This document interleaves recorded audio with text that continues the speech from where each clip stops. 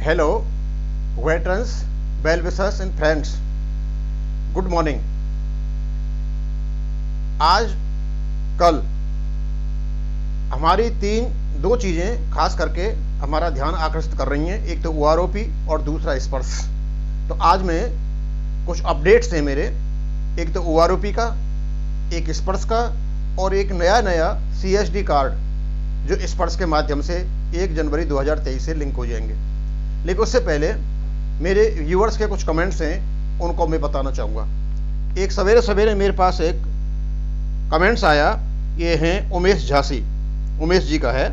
वो कहते हैं 1/1/2006 से लेकर के 31/12/2015 तक किसी का भी स्पर्श में माइग्रेशन की सूचना नहीं है। सर, मैं आपको बताना चाहूँगा कि 1995 तक के लोगों की सूचना आ चुकी है और वो स्पर्श में जा चुके हैं। दूसरे हैं मेरे राजकुमार कौशली जी। वो कहते हैं कि उनके पास मैसेज आया था स्पर्श में जाने का, PPO नंबर है, लेकिन मैसेज डिलीट हो गया और उसका पासवर्ड मेरे पास नहीं है। कौशली जी, मैं बताना चाहूँगा ये बहुत बड़ी दिक्कत नहीं है। आजकल आप अपना पासवर्ड आराम से, यदि PPO नंबर है तो क्रिएट कर सकते हो। आप PCDA की साइट पर जाएं। जब आप साइट खोलोगे तो आपको राइट हैंड साइड पर एक आपको ऑप्शन मिलेगा, माइग्रेशन इनटू स्पर्श। आप वहां पर नीचे लिखा होगा चेक स्टेटस को क्लिक करें और वहां 3 ऑप्शन दे रखे हैं। आपका EPPO, आपका रेजिमेंटल नंबर, आपका बैंक अकाउंट वहां डालें और नीचे आप ऑप्शन वैल्यू डालें और सबमिट करें तो आपका PPO खुल जाएगा, क्योंकि आपके पास EPPO आ चुका है। उसके बाद वहीं PCDA की साइट पर ही कुछ ऊपर आपको कुछ दिखाई देंगे, होम, CSC लोकेटर्स वगैरह, वहीं स्पर्श दे रखा है। स्पर्श पर अब आप क्लिक करें। जब आप स्पर्श पर क्लिक करेंगे तो आप स्पर्श में लॉगिन करने के लिए फिर आप राइट साइड में जाओगे, वहां लॉगिन लिखा हुआ है, आप लॉगिन करें, अपना EPPO डालें। उसके बाद आपसे पूछेगा वो पासवर्ड आपका है नहीं, तो उसके नीचे दे रखा है फॉरगॉट पासवर्ड। जनरली यही हम करते हैं नया पासवर्ड बनाने के लिए, फॉरगॉट पासवर्ड डालें, आपके रजिस्टर्ड मोबाइल नंबर पर आपका पासवर्ड आ जाएगा। एक है आयुषी पॉल ने कहा है कि मेरी वाइफ की डेट ऑफ बर्थ अलग है। मैं सर आपको बताना चाहूंगा, स्पाउस की डेट ऑफ बर्थ और नाम और पेंशनर की डेट ऑफ बर्थ नाम, इसके साथ कोई समझौता नहीं है, ये आपको ठीक करानी पड़ेगी। हमने एक लेटर भी लिख दिया है, आज शायद पहुंच जाएगा DSW को और MOD को, कि जो डेट ऑफ बर्थ हमारे आधार कार्ड और पैन कार्ड में है उसी को डेट ऑफ बर्थ माना जाए। उसके प्रेस नहीं किया जाए कि उसका जो जन्म प्रमाण पत्र उसको लिया जाए, क्योंकि 80 साल का, 85 साल का, 60 साल का आदमी कहाँ जाएगा अपनी मिसेज का, अपनी स्पाउस का अपना डेट ऑफ बर्थ लेने के लिए और जन्म प्रमाण पत्र बनाने के लिए। देखो उनका क्या होता है। अब मेरे सामने कुछ ये मैंने आपको रखा हुआ है, ये टाइप किया है और उसमें काफ़ी मेहनत लगती है। मेहनत बनाने में ऐसे नहीं है कैसे बन जाते हैं, कई जगह पढ़ना पड़ता है, उनको इकट्ठा करना पड़ता है और आप तक जानकारी पहुँचानी पड़ती है। तो सबसे पहला तो जो अपडेट है OROP पे है। OROP पर अभी तक ऐसा कोई भी सूचना नहीं है कि भारत सरकार ने जो पेंडिंग पड़ा हुआ था कैबिनेट नोट, उसको अप्रूव कर दिया है। ये जितनी भी न्यूज आप पे सोशल मीडिया पर, यूट्यूब पर आ रही हैं, सारी झूठी हैं, केवल गुमराह करने वाली हैं। केवल आप इंतजार कीजिए जब तक ये अप्रूवल होकर के DSW से लेटर नहीं आता है, ऑथेंटिसिटी तभी आएगी। अब हम चलते हैं स्पर्श पर। स्पर्श के बारे में बहुत सारे वीडियो बनाए जा चुके हैं और इसके बारे में जो जितनी भी एप्रीहेंशन थी, हमने लेटर भी लिखे, दूसरों ने भी लेटर लिखे MOD को, और क्या क्या इसमें हो चुका है वो हम आपको बात बताएंगे। तो भारत सरकार के लेवल पर क्या हुआ है, बैंकों के लेवल पर क्या हुआ है, और गांव में जो लोग काम करते हैं राज्य सरकार की ओर से, वो हमारे लिए स्पर्श में क्या क्या कर सकते हैं और इनसे क्या क्या सुविधाएं हम ले सकते हैं। तो सबसे पहले तो मैं ये बताना चाहूंगा कि भारत सरकार जब इसको स्पर्श में लेकर के गई थी तो काफी प्रॉब्लम आ रही थी, लोगों की एप्रीहेंशन थी। तो सबसे पहले जो डिजायर थी पेंशनर्स की ये थी, जहां हमारे अकाउंट्स हैं बैंकों में, वहीं से हमें सुविधा मिले। पहले नहीं मिल रही थी, लेकिन अब वो सुविधा आपको उन्हीं बैंकों से मिलेगी जहां आपके अकाउंट्स हैं। तो सबसे पहले भारत सरकार ने क्या क्या कर रखा है। भारत सरकार ने कॉमन सर्विस सेंटर्स खोले हैं 3,75,000। ये CGDA और PCDA ने दोनों मिलकर के बनाए हुए। इसकी लिस्ट आपको जो PCDA की साइट है वहां आपको मिल जाएगी, CSC सर्विस सेंटर के नाम से। उसको आप क्लिक करोगे तो वहां आपको सारी लिस्ट मिल जाएगी, फोन नंबर मिल जाएंगे, और यहाँ पर सीनियर अकाउंट्स ऑफिसर या असिस्टेंट अकाउंट्स ऑफिसर के फोन नंबर दे रखे हैं, वो आपकी सहायता करेंगे, लेकिन जनरली ये उठाते नहीं है। दूसरा है स्पर्श फैसिलिटेशन सेंटर, ये भी बना रखे हैं इन्होंने स्पर्श को फैसिलिटेट करने के लिए, इसको सुविधा देने के लिए भी कुछ सेंटर बना रखे हैं। 161 डेड ऑफिसेज, जो डिपार्टमेंट ऑफ ये अकाउंट, जो डिफेंस अकाउंट डिपार्टमेंट है, डीएडी का मतलब है डिफेंस अकाउंट डिपार्टमेंट, जो इनमें सीजीडीए वगैरह जो आते हैं, जो ऑडिटर्स वगैरह आते हैं, उनके 161 जो ऑफिसर्स हैं इसमें लगे हुए हैं, उनके ऑफिसर 161। और मुझे लगता है कि ये जो आपके स्टेशन हेडक्वार्टर में जो नोडल ऑफिसर बिछा रखे हैं, शायद वो इन्हीं के होंगे। अब बैंकों के लिए क्या क्या हुआ है, मेन बात है बैंक इसमें क्यों आए, इसका हमें देखना पड़ेगा। जब बैंकों से छुटकारा हो रहा था, हमारे उसके यहाँ से पेंशन जा रही थी, मेन कारण है फंड।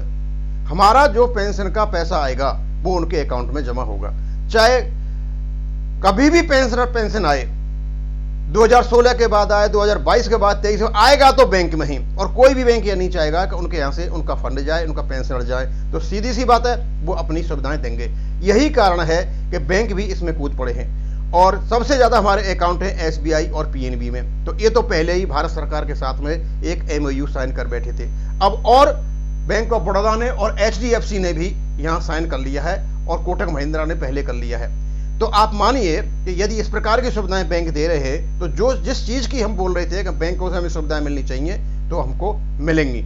और क्योंकि आपको पता है कि एसबीआई में सबसे ज्यादा अकाउंट्स हैं, दूसरा नंबर पर पीएनबी आता है, वहां से हम पर्सनल लोन लेते हैं, ये हमसे कमाई करते हैं, हम एफडी बनाते हैं, हम आरडी करते हैं, यहाँ पर हमारे फंड रहते हैं। तो स्वाभाविक सी बात है, हम मोस्ट वैल्यूड कस्टमर्स हैं, ये हमको नहीं जाने देंगे, और हमें ये सुविधा भी देंगे। और हमें सुविधा यदि वहीं से मिलती है जहां हमारा अकाउंट्स है, उसी बैंक से मिलती है, तो स्वाभाविक सी बात है कि हम वहीं अपना अकाउंट रखेंगे और हमारी जो चिंताएं खत्म हो जाएंगी।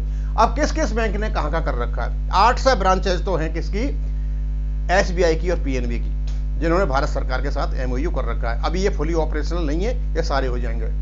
उसके बाद इनकी 14 ब्रांच कोटक महिंद्रा बैंक की हैं, और ये वहां पर होंगी जहां सबसे ज्यादा पॉपुलेशन एक्स सर्विसमैन की होगी।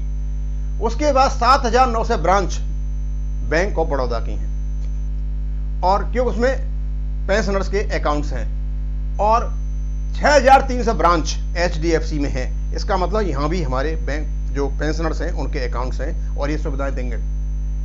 4.5 लाख गांव के लेवल पे जो ई मित्र, लोक मित्र जो काम कर रहे हैं, ये भी यहां पर ये सुविधाएं उपलब्ध कराएंगे, क्योंकि ये इनके कमाई का साधन है। उसके बाद है इनके नोडल ऑफिसर्स, इन्होंने पोस्ट कर रखे हैं स्टेशन हेडक्वार्टर्स में।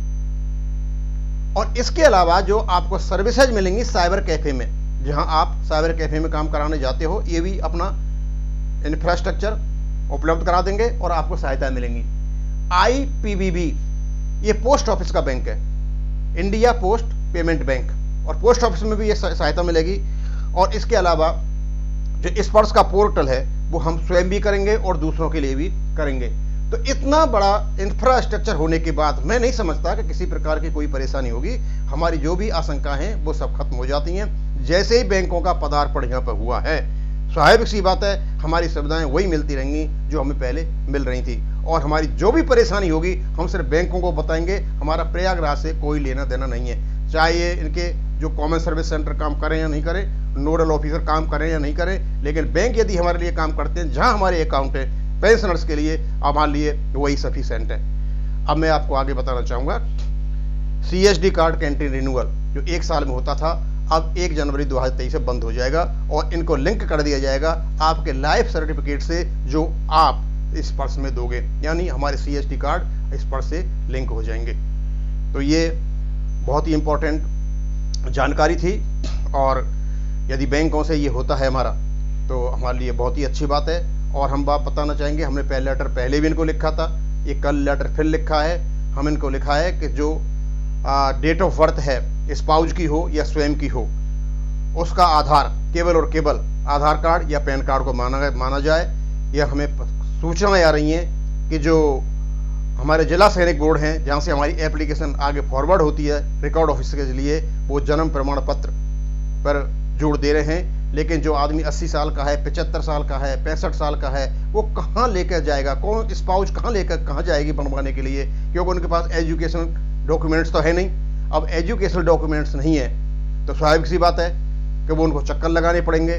क्या गांव सरपंच से लें, कहाँ से? तो देखो क्या होता है, हमने लिखा है कि डेट ऑफ बर्थ के लिए ये लिखा जाए, क्योंकि पहले हमने लिखा था कि बैंकों से हमें सुविधा दी जाए। तो भारत सरकार का बहुत बहुत शुक्रिया कि इन्होंने MOU किए थे और कर रहे हैं ये, और आगे सुविधाएं दे रहे हैं, और हमें सुविधा वहीं बैंकों से मिलती रहेंगी। और दूसरा ऐसा है कि ये बहुत ज़्यादा वो नहीं है प्रॉब्लमेटिक, ये बिल्कुल ठीक ठाक है और ये चलता रहेगा। और तो खास कोई है नहीं, और जो भी सुविधाएं इनके बारे में आती रहेंगी हम आपको बताते रहेंगे। और मैं इसको यहीं ख़त्म करूँगा। थैंक यू, धन्यवाद।